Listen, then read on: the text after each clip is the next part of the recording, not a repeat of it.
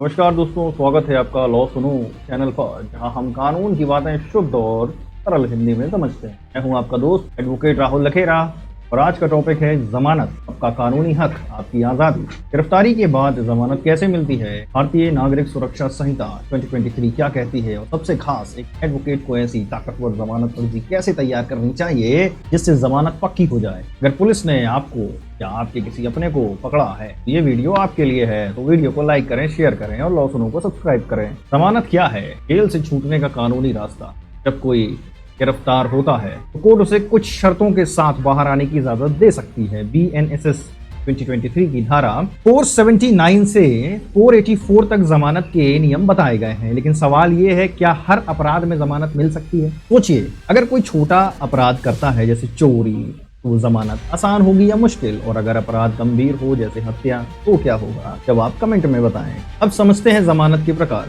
चलिए, जमानत के 3 मुख्य प्रकार समझते हैं।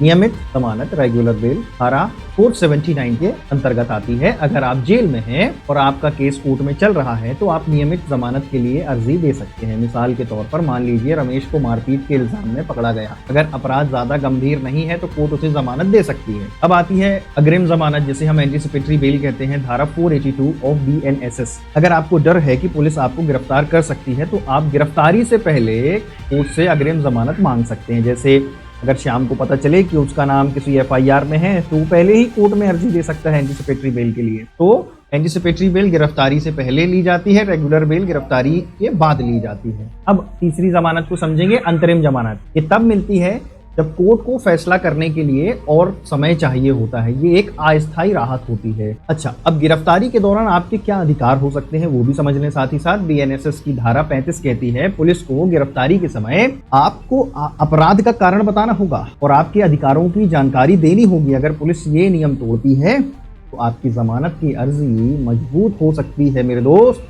उदाहरण के लिए, अगर पुलिस बिना वारंट और बिना कारण बताए आपको पकड़ लेती है तो कोर्ट इसे गलत मान सकती है। अब इसको एक एग्जांपल से समझने की कोशिश करते हैं। मान लीजिए राधा एक छोटे गांव की महिला है, उसको गलतफहमी में पुलिस ने पकड़ लिया। पुलिस ने उसे ना तो अपराध का कारण बताया और ना ही उसके अधिकार बताए।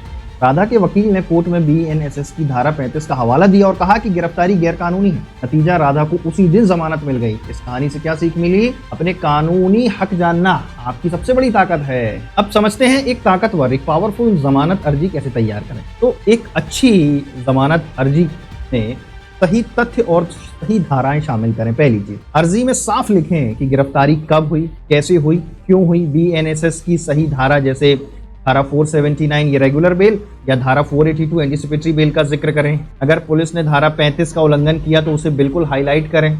उदाहरण, अगर पुलिस ने बिना वारंट गिरफ्तार किया तो लिखें, प्रार्थी की गिरफ्तारी BNSS धारा 35 के तहत गैर कानूनी है क्योंकि कोई कारण नहीं बताया गया। अपराध की गंभीरता को कम दिखाएं। अगर अपराध गैर जमानती है तो तर्क दें कि मामला उतना गंभीर नहीं है। मिसाल के लिए, अगर मारपीट का केस है तो दिखाएं कि चोट मामूली थी या गलतफहमी हुई है। प्रार्थी की अच्छी छवि बनाने की कोशिश करें। कोर्ट को बताएं कि प्रार्थी एक जिम्मेदार नागरिक है, जैसे नौकरी करता है, परिवार की जिम्मेदारी उठाता है या कोई प्रीवियस क्रिमिनल रिकॉर्ड नहीं है।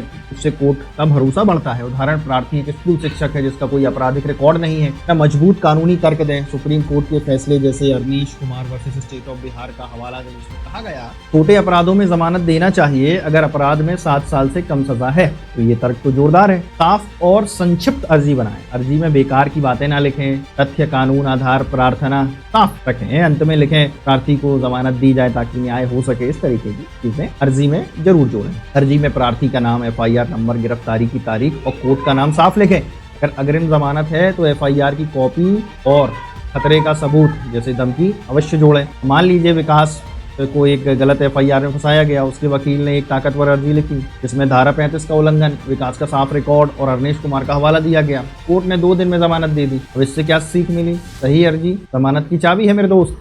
अब जमानत की शर्तें देखें। जब कोर्ट जमानत देती है तो वो कुछ शर्तें भी लगाती है, जैसे गवाहों को प्रभावित नहीं करना, कोर्ट की सुनवाई में हाजिर होना, देश नहीं छोड़ना। अगर आप इन शर्तों को तोड़ते हैं तो जमानत रद्द हो जाएगी। तो देखें, पुराने कानून CRPC की धारा 437 और 438 की बात करते थे, लेकिन अब BNSS लागू है तो धारा 479 और 482 का इस्तेमाल करें। अब कई लोग गलत धाराएं अभी भी बोल देते हैं, जिससे केस कमजोर हो सकता है। लॉ सुनो पर हम सुनिश्चित करते हैं कि आपको सही और अपडेटेड जानकारी मिले। सुप्रीम कोर्ट ने Arnesh Kumar versus state of Bihar में कहा था कि छोटे अपराधों में तुरंत गिरफ्तारी नहीं होनी चाहिए। अगर पुलिस बिना जरूरी कारण के पकड़ती है तो जमानत मिलने की संभावना बढ़ जाती है। ये फैसला आपके हक को और मजबूत करता है। तो दोस्तों, जमानत सिर्फ एक कानूनी प्रक्रिया नहीं बल्कि आपका हक है। पीएनएसएस की धारा 479, 482 और दूसरी धाराएं आपको ये हक देती हैं और एक ताकतवर जमानत अर्जी इस हक को पक्का कर सकती है। अगर आप या आपका कोई अपना मुश्किल में है तो सही वकील चुनें और अपने अधिकारों का इस्तेमाल करें, क्योंकि एक अच्छा वकील आपको बचा भी सकता है और एक कचरा वकील आपका काम डलवा भी सकता है। इस वीडियो को लाइक करें, लॉ सुनो को सब्सक्राइब करें और कमेंट में बताएं कि आप अगला टॉपिक क्या चाहते हैं। क्या आप एफआईआर, समन या किसी और कानूनी टॉपिक पर वीडियो चाहते हैं, हमें बताएं। नमस्कार मेरे दोस्तों।